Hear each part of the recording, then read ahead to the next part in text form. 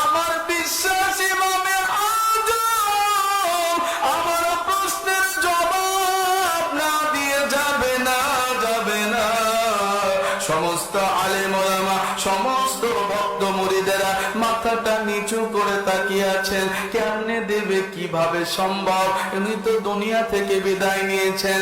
এমন করে যখন তাকিয়ে মহিলাটা ডাক দিয়ে বলে, বৃদ্ধা মহিলা ডাক দিয়ে বলে, ওগো ইমামে আজম, আপনি কেন আমার প্রশ্নের জবাব দেন না?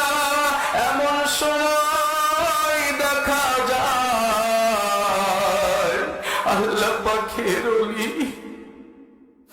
ইমামে আজম রহমাতুল্লাহি আলাইহি খাটিয়ার ভেতরে কাফনের কাফন অবস্থায় বসে গেল।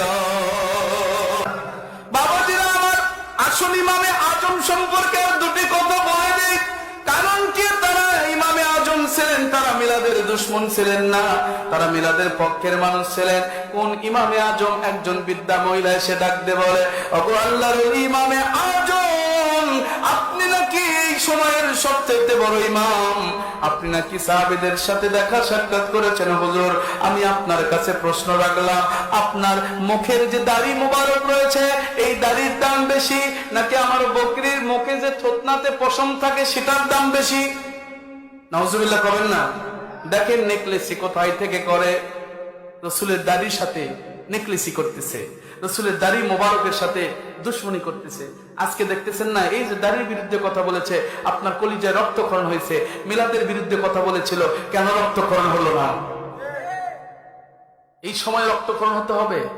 তাহলে আপনি রসুলের প্রেমী, ঠিক না? ঠিক বলেন। ইমামে আজম আবু হানিফা রাহমাতুল্লাহি আলাইহি বলেন, ও আমার দুনিয়ার মানুষেরা, আমি দুনিয়ার মানুষকে কি দিয়ে বোঝাবো? আমি যদি এই সময়ে বলতাম আমি ইমামে আজম, আমার দাড়ির দাম বেশি না বকরির থুতনার পশমের দাম বেশি, উনি বললেন না। ইমামে আজম আবু হানিফা রাহমাতুল্লাহি আলাইহি বললেন, মাগো মা, আমি আপনার কাছে 3 দিন সময় নিলাম মা, 3 দিন পরে আমি আপনাকে বলবো আমার দাড়ির দাম বেশি না আপনার বকরির থুতনার পশমের দাম বেশি। 3 দিন পরে আপনাকে বলবো। এই বলে ইমামে আজম তার রবের দিকে যখন চলে গেলেন,